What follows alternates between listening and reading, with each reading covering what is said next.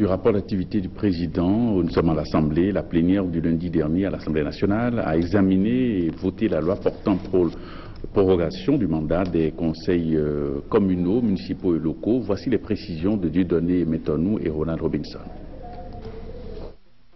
Le mandat des conseillers locaux, communaux, municipaux actuels au Bénin se poursuit jusqu'à l'élection et l'installation de nouveaux conseillers et élus locaux.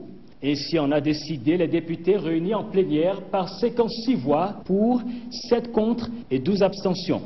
Le rapport de la commission des lois suite à la proposition de loi du député Mama Djibril Debourou a suscité avant le vote un débat sur la nécessité ou non de limiter le délai de la prorogation. Gouverner, c'est prévoir. Et je voudrais me souvenir que dans cette salle, en même temps qu'on nous a annoncé que les élections auront lieu à bonne date, annonce qui a été faite en décembre 2012, au même mois de décembre,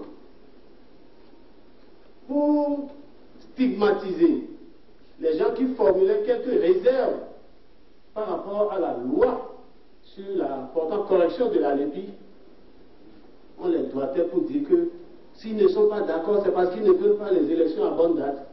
Nous voici à l'atterrissage. Je refuse, Monsieur le Président.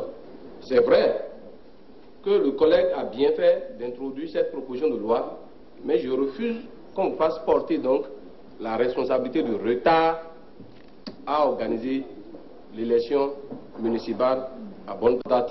En opposition à ces avis, plusieurs voix de la majorité parlementaire se sont élevées pour justifier la loi telle que votée. Des opinions qui ont épousé celles défendues par la commission des lois. Merci à l'ensemble des collègues pour l'adoption de cette loi qui permettra à l'Assemblée nationale de continuer son travail d'assainissement législatif pour que les élections prochaines, élections de proximité par excellence, puissent se dérouler. Les députés ont aussi au cours de la plénière validé la 50aine de sujets inscrits pour cette première session ordinaire de l'année 2013, puis mis en conformité avec la Constitution et à l'unanimité le Code foncier et domanial. En somme, le rythme de travail de l'Assemblée nationale a repris avec à la clé une détermination, celle de faire davantage mieux. C'est dans cette ambiance que l'opposition se choisit un nouveau porte-parole en la personne du député Éric Roundété. L'annonce officielle a été faite à cette plénière par son prédécesseur Antoine Idi Kolaolé, président sortant de ce groupe parlementaire. On reste au Parlement pour préciser que le mardi dernier, un code pour le secteur de l'aviation civile et commerciale a été adopté par cette loi. Le Bénin se conforme à la fois aux normes internationales et à la modernité dans le domaine aéroportuaire. Le compte rendu est signé de Dieudonné Métonou, Ronald Robinson. Intégrer dans la législation nationale la dynamique de coopération multilatérale et bilatérale en matière de transport aérien. Ainsi peut-on justifier l'élaboration de ce code de l'aviation civile et commerciale en République du Bénin.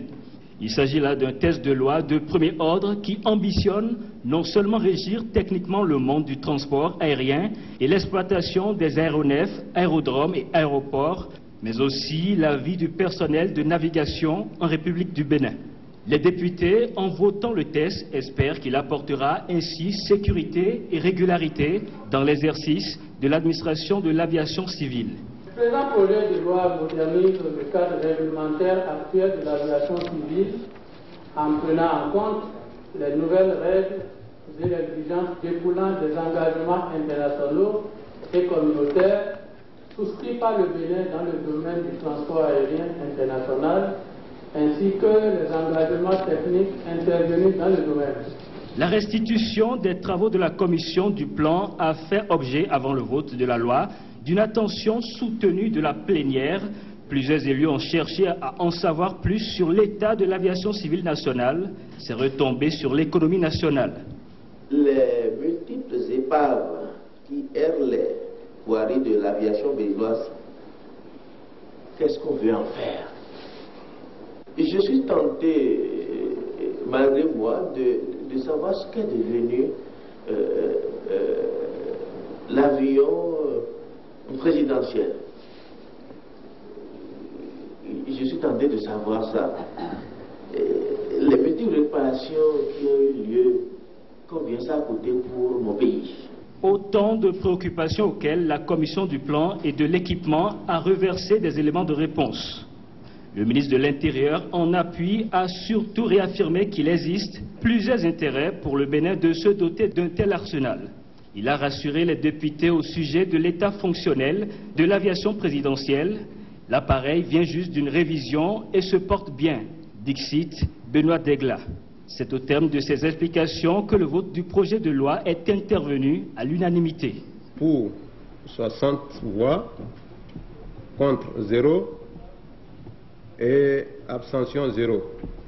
Par le vote de ce projet de loi, le Parlement joue sa partition dans le processus de modernisation du cadre réglementaire actuel de l'aviation civile qui passe par la conformation de son transport aérien aux normes internationales.